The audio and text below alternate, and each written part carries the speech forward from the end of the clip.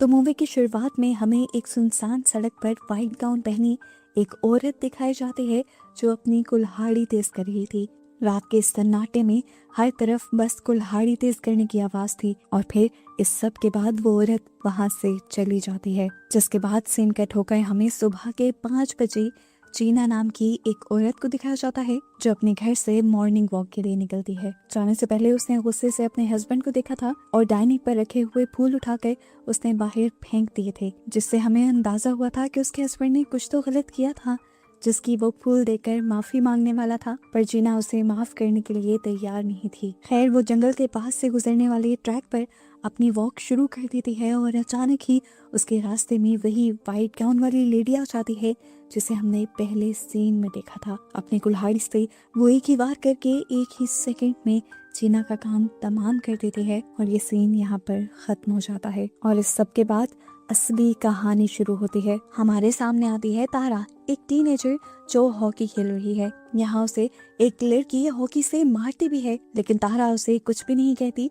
यहाँ तक कि इस बारे में अपनी दोस्त को भी नहीं बताती। यूनिवर्सिटी से जब तारा घर जाती है तो पता चलता है कि उसका घर यूनिवर्सिटी से बहुत ज्यादा दूर है। घर पर उसके 2 भाई हैं, एक तो बहुत ज्यादा छोटा है जैक और दूसरा उसका भाई 7 साल का है जिसका नाम है केलब। हालांकि तारा अपने छोटे भाई से बहुत ज्यादा प्यार किया करती थी, लेकिन हम देखते हैं कि तारा अपने ही छोटे भाई को मारने वाली थी। इससे पहले कि वो भाई मर जाता, तारा ख्वाब से उठ जाती है। हाँ, ये सब कुछ उसका ख्वाब था, लेकिन उसे बहुत ज्यादा रियल लग रहा था। घबराहट में वो अपने भाई के पास जाती है और वहीं पर खड़े हुए अपने आप से वादा करती है कि वो जिंदगी भर अपने भाई का ख्याल रखेगी। सीन कट होकर दोबारा हमें जीना का घर दिखाया जाता है जहाँ पुलिस इन्वेस्टिगेशन कर रही थी। पुलिस को शक जीना के हस्बैंड पे था, क्योंकि पुलिस को खबर मिली थी कि उन दिनों जीना उसके हस्बैंड से नाराज थी। वो आदमी पुलिस को बताता है, ये बात सच है कि जीना मुझसे नाराज थी, लेकिन मैंने उसका मर्डर नहीं किया। जीना मुझसे नाराज थी क्योंकि मैं अपनी बेबी सिटर तारा को अजीबोगरीब मैसेजेस किया करता था, लेकिन तारा ने कभी उस बात का जवाब नहीं दिया और जब से ये बात जीना को पता चली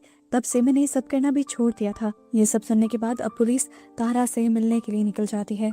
इधर जब तारा अपनी दोस्त के साथ बेबी सेटिंग के लिए जाने के लिए तैयार थी, तभी उसकी मॉम जीना के घर उसे जाने से मना कर देती हैं और तारा बताती है कि जीना के घर जाना तो उसने पहले से ही छोड़ दिया है। असल में जीना इनके एरिया की एक ऐसी लेडी थी जिसके पास बहुत पैसा था और वो शो ऑफ भी करती थी।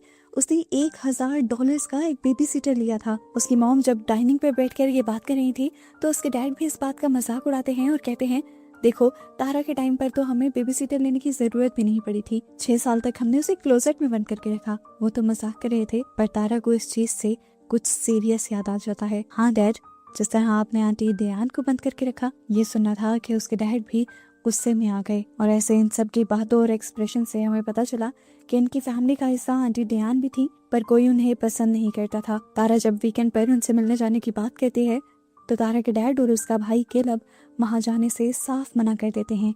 यहाँ तारा के बारे में हमें एक और चीज पता चलती है कि वो एक फैशन डिजाइनर भी है। बेबी सिटिंग का काम तो वो सिर्फ पैसे कमाने के लिए करती है। इस टाइम भी जब वो कपड़े डिजाइन कर रही थी तब वो अपने फ्रेंड के साथ वीडियो कॉल पर थी। अचानक ही उसके घर पर उसका फ्रेंड आ जाता है और अब वो कॉल काट कर अपने रूम से नीचे चली जाती है। जब वो और उसका फ्रेंड बातें कर रहे थे तभी तारा ने नोटिस किया कि उसके रूम में कोई था। वो डर कर वापस जल्दी से अपने रूम में गई तो उसे वहाँ कोई भी नजर नहीं आया। उसे लगता है कि जरूर उसके पेरेंट्स रूम में गए होंगे, इसलिए वो लिविंग रूम में जाकर अपने पेरेंट्स पे गुस्सा होने लगती है कि प्लीज मेरे रूम में मत जाया करें। पर उसकी मॉम उसे कहती है, आपके रूम में तो कोई भी नहीं गया था। पर तारा इस बात पे बिलीव नहीं करती और वो बताती है कि उसके रूम से काफी ज्यादा चीजें गायब हैं, उसने सब नोटिस किया है, वो पागल नहीं है। उसकी ये बातें सुनकर अब मॉम उसके लिए परेशान हो चुकी थी।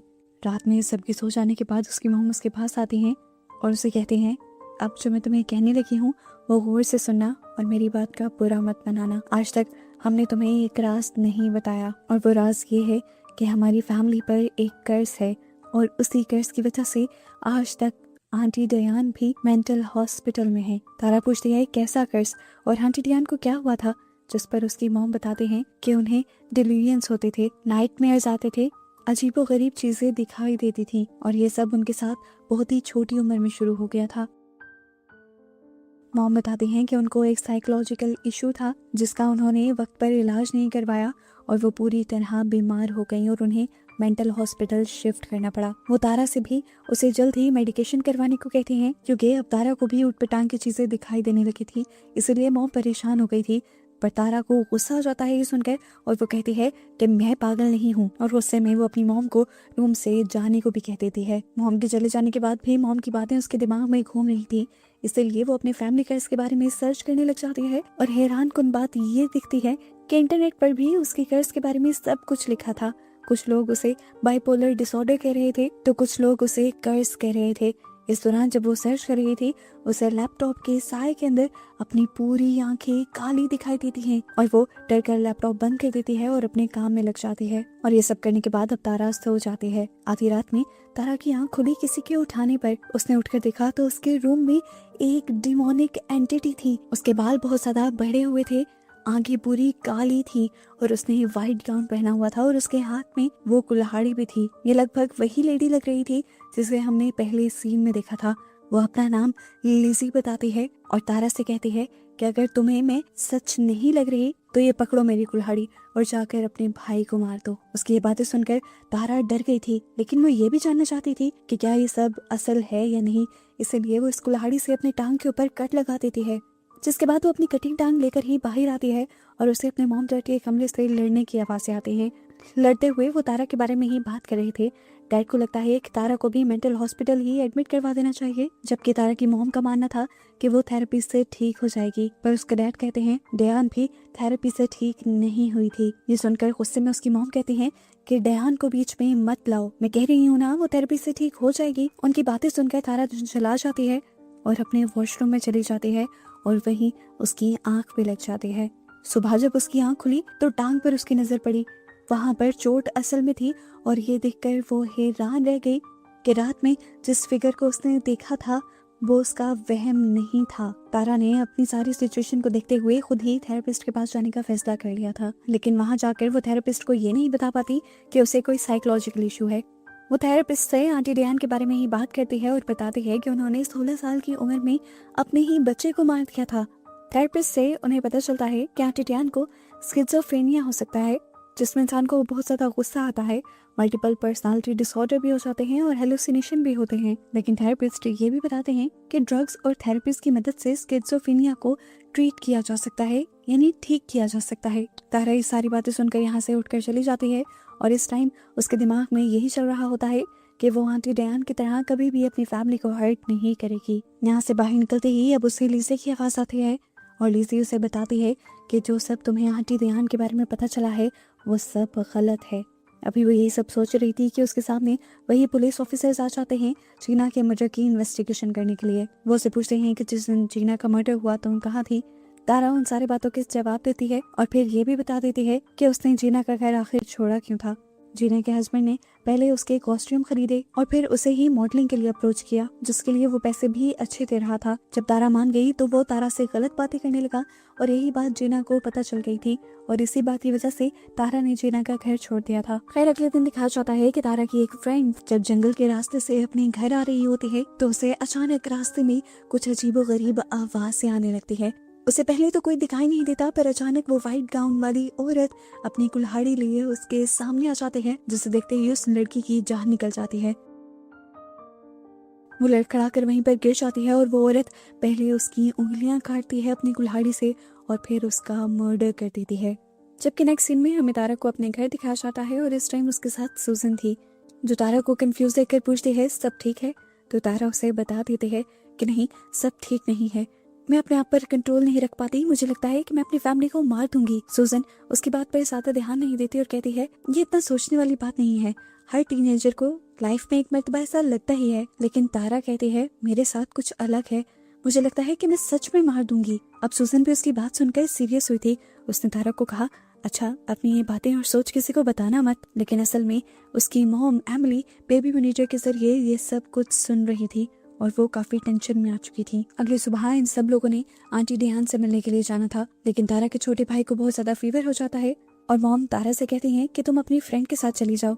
आंटी डयान को पता है कि आज हम लोग उनसे मिलने आने वाले हैं और अगर हम ना गए तो वो डिसअपॉइंट हो जाएंगे। तारा सूजन को लिए आंटी डैन के हॉस्पिटल पहुंच जाती हैं, जहां आंटी डैन तारा को देखते ही अपने फेशियल एक्सप्रेशन बदल देती हैं। उनका चेहरा ऐसे हो गया था जैसे अब वो तारा के लिए बहुत ज्यादा फिक्रमंद है। वो तारा से कहती हैं, आज तुम में बहुत कुछ अलग है, तुम में कुछ ऐसा है जो मैंने पहले कभी नोटिस नहीं किया। वो उसे बताती हैं कि आज जो तुम्हारे चेहरे के एक्सप्रेशन है, कई सालों पहले ऐसे एक्सप्रेशन मैंने अपने अंदर नोटिस किए थे। वो उससे पूछती हैं, क्या तुम लेजी से मिली? तारा कंफ्यूज हो जाती है। तब आंटी डैन बताती हैं, हमारी फैमिली के अंदर कुछ खास चीजें हैं। हमारी फैमिली की लड़कियां एक खास उम्र में लेजी से मिलती हैं। वो बताती है कि मैं भी लेजी से मिली थी, इनफैक्ट एमिली को भी वो दिखाई दी थी। वो बताती है कि लेसी ने मुझसे कहा था कि मैं अपना गुनाह एमिली पर डाल सकती हूँ, और ऐसे ही बातें वो सबसे किया करती थी। डैन कहती है, जरूर तुम्हारी भी सोचे बहुत ज्यादा डार्क होंगी, गलत होंगी, और इसीलिए आज तुम्हारे चेहरे के एक्सप्रेशन ऐसे हैं। तारा कहती है, मैं आप जैसे नहीं हूँ। तब डैन कहती है, मैं भी पहले ऐसी नहीं थी। वो इवल मुझ में कब आया मुझे नहीं पता चला, पता नहीं कब वो मुझ में आया और मैंने अपने बच्चे को मार दिया। अभी तक तारा को यही पता था कि डैन ने अपने बेटे को सफोकेट करके यानी उसका दम घोट कर मारा था, पर डैन ने बताया नहीं, मैंने उसे लेजी की दी हुई कुल्हाड़ी से मारा था, और उस टाइम मैं होश में भी नहीं थी। जब मैं अपने होश में आई तब वो सब बुरा हो चुका था। मेरे अंदर के किसी इवल ने यानी लेजी ने वो सब कुछ किया था। और डैन कहती है, तारा अब तुम में भी वही इवल बसा है, तुम्हारे अंदर भी बहुत डार्क सोचे हैं, और तुम भी लेजी के पोजीशन में जल्द ही आ जाओगी, और उसके पोजीशन के अंदर आना हमारे खून में है। ये सब बातें सुनकर तारा को भी गुस्सा आ गया था। वो ध्यान से कहती है कि तुम हेल में जाओगी। ये सुनना था कि ध्यान को भी इतना ज्यादा गुस्सा आ गया कि वो चिल्लाने लगी। वो आउट ऑफ कंट्रोल हो चुकी थी और उन्हें नर्स ने आके संभाला, जबकि तारा यहाँ बुरी तरह घबरा चुकी थी। वो अजीब घबराए अंदाज में बाहर आई थी तो सुजन ने भी उसे पूछा था कि क्या हुआ अंदर, और वो उससे कुछ नहीं छुपाती और सब सच सच बता देते हैं। घर आकर तारा अपनी मॉम से पूछती है, आपने मुझसे झूठ क्यों बोला था कि डेहान ने अपने बच्चे को सफोकेट करके मारा? उसने तो बताया था कि उसने अपने बच्चे को किसी कुल्हाड़ी से मारा है। इस बात का उसकी मॉम कोई जवाब नहीं देती। घर पर अब वो साफ साफ अपनी मॉम से कई सवाल पूछ रही थी। वो पूछती है कि डेहान ने मुझे बताया है कि आपको भी लेजी वाले हेलुसिनेशंस होते थे। यहाँ पर उसकी मॉम साफ इनकार कर देती हैं और कहती हैं कि मैंने डेहान से उस दिन झूठ बोला था ताकि वो अपने आप को अजीब या अकेला महसूस ना करे। उसकी मॉम बताती हैं, तुम जानना चाहते हो कि उस दिन क्या हुआ था? मैं बताती हूँ। डेहान हर रोज बहुत ज्यादा ड्रिंक करती थी और बेहोश हो जाया करती थी। ये रूटीन उसकी इतनी नॉर्मल हो गई थी कि हम लोगों ने भी ध्यान देना छोड़ दिया था। एक दिन वो ड्रिंक कर दोबारा बेहोश थी। जब मैं उसके कमरे में गई तो मैंने उसके हाथ में एक एक्स देखी। वो उस टाइम भी बेहोश थी, लेकिन आसपास बहुत सारा खून पड़ा था और उसका सर कटा बच्चा भी। वो अभी बात कर ही रहे थे कि इनके घर पर नॉक होती है और इन्हें पता चलता है कि डैड घर आ गए हैं। एमिली तारा को ये सारी बातें उसके डैड से सीक्रेट रखने को कहती है। तारा अब लिज़ी के बारे में इंटरनेट पर सर्च करती है और उसे पता चलता है कि लिज़ी बहुत सारी पैरानॉर्मल एक्टिविटीज में इन्वॉल्व थी और रिचुअल्स भी किया करती थी, और अब उसके घर को एक म्यूजियम बना दिया गया है। तारा डिसाइड करती है कि वो वहाँ जाएगी और वो ये बात सूजन को भी बताती है, पर सूजन उसे वहाँ जाने से मना कर देती है क्योंकि वो नहीं चाहती थी कि तारा के साथ कुछ भी बुरा हो। लेकिन उसकी ये बात सुनकर तारा फोन काट देती है। अब तारा अपने फ्रेंड कार्ल के साथ लिज़ी के घर म्यूजियम पहुंचती है और वहां रात रुकने का प्लान करते हैं। वो जानबूझकर लिज़ी का ही रूम बुक करती है रहने के लिए। यहाँ रिसेप्शनिस्ट उसे बताती है कि रात को 8 बजे हम यहाँ सेंस भी परफॉर्म करेंगे, अगर आपको इंटरेस्ट हो तो आ जाइएगा। सेंस असल में एक ऐसा मेथड था जहाँ पर बहुत सारे लोग मिलकर स्पिरिट्स को बुलाने का काम करते थे और उनके आने पर उनसे बातें पूछी जाती थी। अब इस म्यूजियम को देखते हुए तारा को लिज़ी की आवाज आती है। वो एक रूम में जाती है तो उसे पता चलता है कि लिज़ी भी तारा की तरह कपड़े डिजाइन किया करती थी। उसी कपड़ों को देखते हुए तारा को हेलुसिनेशन होने लग जाते हैं। दूसरी तरफ अब हमें उस आदमी को दिखाया जाता है जो तारा को हरास किया करता था। वो अभी भी तारा के बनाए कपड़ों को गले से लगाकर डांस कर ही रहा था कि अचानक उसके घर पर नॉक होता है। हम देखते हैं कि उसके घर पर भी लिज़ी ही आई थी जो उसे एक ही वार में गर्दन काट कर मार देती है। जबकि अगले सीन में हम देखते हैं कि तारा म्यूजियम वाली लेडी के साथ सेंस परफॉर्म करने लग जाती है। वो लोग तो किसी और के स्पिरिट को समन कर रहे थे यानी बुला रहे थे, लेकिन यहाँ तारा को लिज़ी की आवाज सुनाई देने लगते हैं और वो खुद ही पोसेस हो जाती है। तारा के अंदर क्योंकि इस टाइम लिज़ी थी तो लिज़ी यहाँ सामने वाली औरत को देखती है और उसे लगता है कि ये उसकी स्टेप मॉम है जो उसकी मॉम की जगह लेना चाहते हैं। इसीलिए वो अपना एक्स उठाए उस औरत को मारने के लिए आगे बढ़ती है। उसे यहाँ पर लिज़ी की मॉम भी दिखाई देती है जो मरी हुई थी। इससे पहले कि वो अब इस औरत को मार देती, तारा को और भी बहुत सारे विजन्स आने लगते हैं और वो दिमाग में इतने प्रेशर की वजह से बेहोश हो जाती है और कार्ल जब उसे बेहोश देखता है तो वो उसे उठाकर इस म्यूजियम से निकाल कर ले जाता है। अगले दिन दिखाया जाता है कि सूजन तारा के घर आती है और उसकी मॉम से कहती है कि तारा के सिले हुए कपड़े कहाँ हैं, वो सब मुझे चाहिए। तारा की मॉम बताते हैं वो बेसमेंट में है। वो बेसमेंट में जब कपड़े लेने के लिए जाती है तो देखती है कि ट्रंक के अंदर रखे हुए कपड़ों में से एक कपड़े पे ताज़ा खून लगा हुआ था। वो बहुत ज्यादा कंफ्यूज हो जाती है। इससे पहले कि वो उसको लेकर कुछ कर पाती, यहाँ पर कोई और आ जाता है। कोई एंटिटी एक एक्स को लेकर सूजन पर हमला करती है और उसे मार देती है और फिर उसे इसी ट्रंक के अंदर लॉक भी कर देती है। यहाँ तारा जो घर के रास्ते में थी वो काफी मर्तबा सूजन को कॉल कर चुकी थी, पर सूजन उसकी कॉल नहीं उठा रही थी। घर आने पर भी जब दोबारा उसने सूजन को कॉल की तो उसके फोन की आवाज उसे बेसमेंट से आई। वो कंफ्यूज हो गई, अपनी मॉम को भी यहाँ आवाज देने लगी, लेकिन कोई भी उसकी आवाज का रिस्पॉन्स नहीं दे रहा था।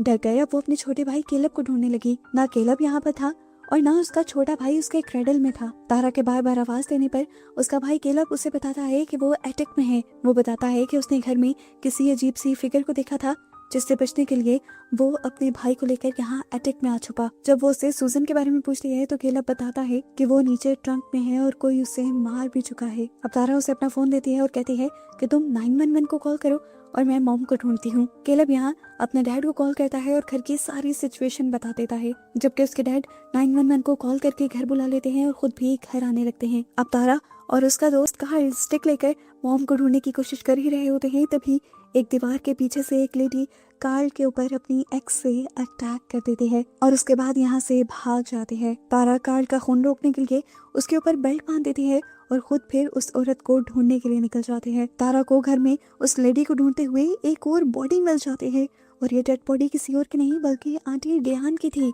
और यहाँ अब उसके पास ही उसे अपनी मॉम भी दिखाई दे देती है, व्हाइट गाउन पहने हुए, बिल्कुल उसी तरह जिस तरह लिजी ने व्हाइट गाउन पहना होता था। इस टाइम उसकी मॉम किसी साइको की तरह बिहेव कर रही थी। वो इस टाइम तारा से कहती है, इतने साल मैं मेडिकेशन करती रही पर अपनी इस असल सिचुएशन को छुपा ना पाई।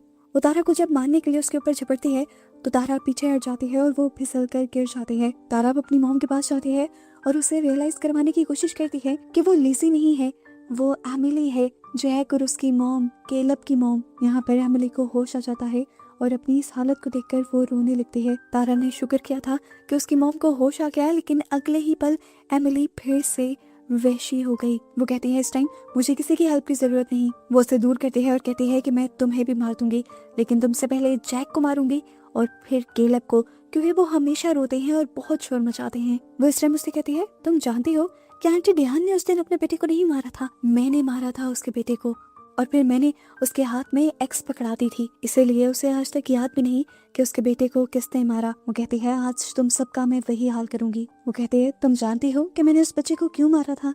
क्योंकि वो बच्चा तुम्हारे डैड का था। तुम्हारे डैड मुझे धोखा दे रहे थे और तुम्हें पता है तुम्हारी आंटी डेहान के डैड ने भी उसकी मॉम को धोखा दिया था, इसलिए मैंने उसके डैड को भी मार दिया। और अब तुम अपने डैड के साथ मिलकर मुझे धोखा दे रही हो, इसलिए मैं तुम्हें भी मारूंगी। तारा को समझने में देर नहीं लगी थी कि असल में आंटी डेहान नहीं बल्कि उसकी अपनी मॉम ही स्किज़ोफ्रेनिया का शिकार थी। वो मेंटली बीमार थी, जहाँ उन्हें कुछ भी गलत नहीं लगता था। इस टाइम सारी बातें सुनने के बाद तारा अपने हाथ में पकड़ी हुई एक्स छोड़ देती है और अपने मॉम से कहती है, ठीक है फिर मार दे मुझे। इस टाइम एमिली के ऊपर अब लिजी हावी होने लग जाती है और उसकी आंखें काली हो जाती हैं। उसकी गलत सोच की वजह से ही वो इवल एंटिटी लिजी उसके ऊपर हावी हुई थी। इससे पहले कि वो तारा को मार देती, यहाँ एक गोली चलने की आवाज आती है और एमिली नीचे गिर जाती है।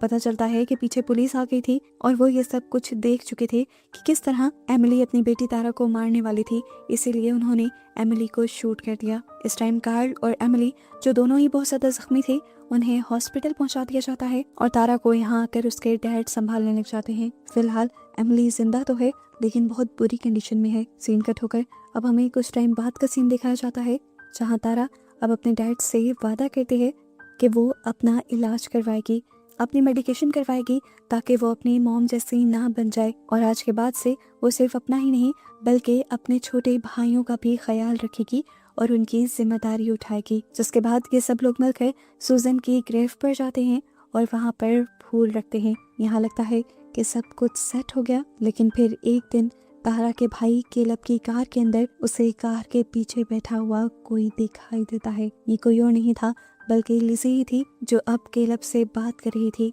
मतलब ये कि लिज़ी का कर्ज सिर्फ उसकी फैमिली की बेटियों में नहीं था बल्कि लड़कों में भी आ गया था। और अब आगे क्या होने वाला था, इसी खौफनाक सी मिस्ट्री के साथ ये मूवी यहाँ ख़त्म हो जाती है।